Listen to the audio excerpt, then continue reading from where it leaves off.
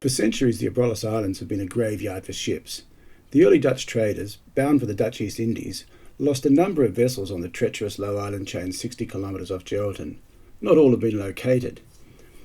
Prominent wreck hunter and writer Hugh Edwards has been involved in a number of discoveries on the islands, including the infamous Batavia, and now he believes he may have discovered another of the long-lost Dutch sailing ships.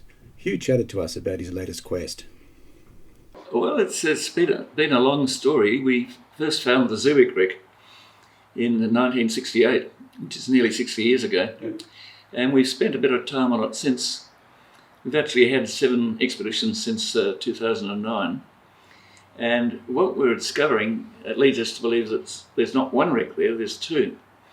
Wow. And the reasons why we believe that is that we have the journals of the skipper of the Shipwreck, Jan Steins, and we have the journal of the understeersman, who both say that they found wreckage bits and pieces on the reef behind their own ship. But what we've had on the other shipwrecks, that's to say the 1629 Batavia, the 1656 Gilt Dragon, the 1712 Zartul, is that there's always less guns than the ship started off with, naturally enough, once it's been wrecked, because the guns get carried away with floating bits of the ship or get buried or what have you. But in the case of the Shipwreck site, where there should be no more than 36 guns, because that's what the Shipwreck was carrying, we've actually got 47. Wow. So that indicates strongly to us that there's two ships. Now, how do you tell the difference if there are 2 ships? Jan Steins, the Shipwreck skipper, said in his journal that they had 10 12-pound guns, 26-pound guns, and 6 3-pound guns. Right. And we just got some measurements that show that a 12-pound gun has a bore measurement of a little over 10 centimetres, whereas the 6-pounders, as you'd expect, much less, 90 millimetres. So if we have more than 10 guns with a bore of over 10 centimetres, then we've got 2 ships.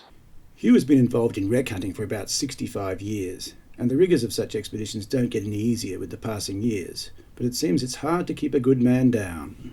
We go up there most years, and we're planning to go this year. Yep. The weather's not the best at the minute, but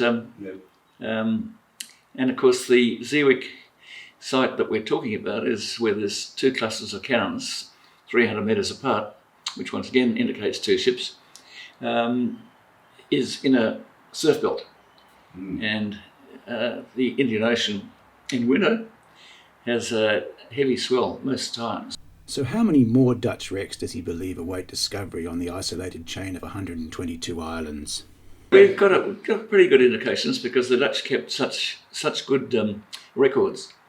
And as it stands, we found four of them, and we figure there's 3 more to go, including the second one on the Shipwreck site.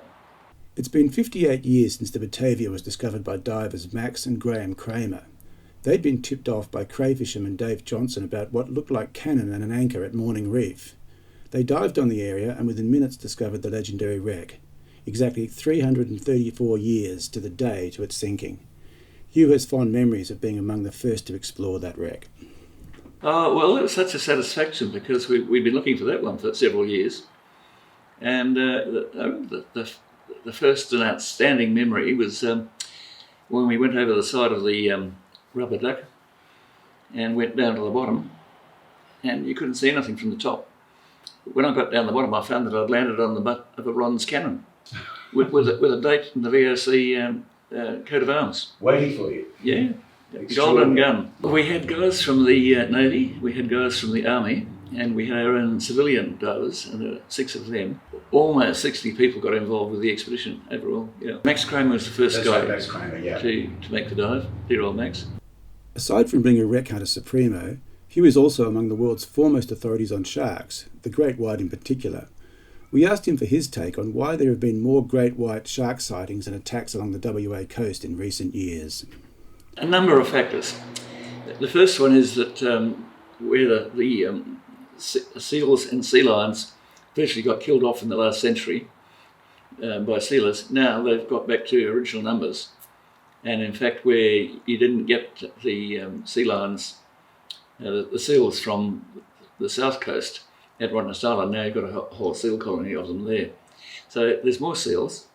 As to whether there are more great whites, we're not quite sure, but the most important factor is that these sightings, the visibilities from helicopters and patrols have increased so much that we're just simply seeing more sharks. Mm-hmm. In fact, there are a lot more sharks than anybody thought. Are we facing a greater problem with attacks on humans due to changes in shark behaviour? Attacks on humans are not common. I think we've had 20 deaths in this century. That's about 1 a year, whereas a lot more motor car accidents. Sure. So that means that it's more dangerous to drive your car to the beach than it is to swim in the water. What's the best way forward for the authorities to protect people from shark attack? Allowing fishermen to take great whites to reduce numbers, drum lines, tagging? It seems over time they have tried them all. Well, the fishermen don't catch great whites to start with. Yeah. They catch the smaller whalers and what have you, because they're the fish and chip sharks. Yeah. So by opening up the fishery, you're not actually helping the sharks all that much. And the drum lines have been a complete waste of time, because you can't catch all the sharks in the sea. And it's a very expensive process, because you've got to have boats set for setting the things and putting baits on hooks and what have you. And they've been singularly unsuccessful in catching the sharks. Hugh has a few of his own ideas as to why the state's drumline approach was a failure. Well, I don't think they knew how to catch them, to be honest. Right. I had spent a bit of time with a bloke called Sharky Nelson from Fremantle, and he was the best known shark fisherman on the coast. And the first thing he said was, with the shark line, you don't use an anchor, you use a drag. Because if you have an anchor, the shark can pull against the thing and straighten the hook or tear it out. And I think, from what I've seen on the newsreels, that these guys are not only using anchors, they're using anchors and chain. And so it's a very visible setup. But if there's a difficulty, the things that can help is, first of all, public knowledge, but secondly, enclosures, enclosed areas as they have on the east coast, where people can swim without any shark problems. Sure. Of course, there'll always be surfers, and they can't surf in enclosures. But when you spend time driving along Marine Parade or anywhere along our coast in the summer evenings, you'll see dozens and dozens of kids on surfboards, even approaching sunset, which is supposed to be a danger sign. Mm. And we don't have dozens, we don't have any attacks. Because what has really happened is that when the first colonists came here, people may have swum, but they weren't surfing. And it's only basically since I suppose, the 1960s, that we've had this rush to get into the water with the young people, the surfboards and so on. And the first time now that we have so many people in the water.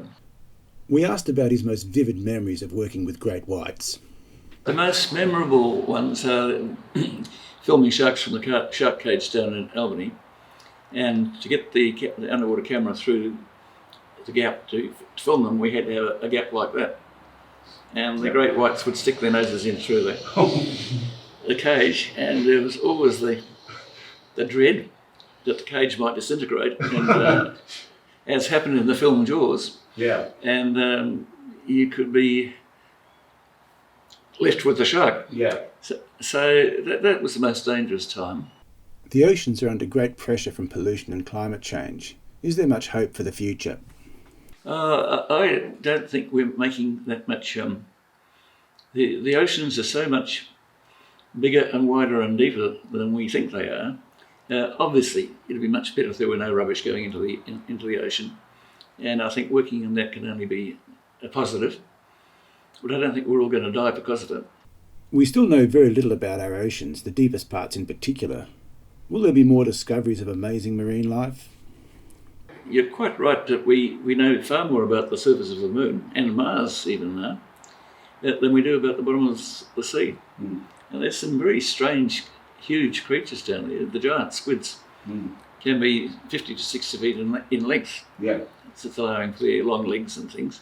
But we don't see them unless they die and get washed up.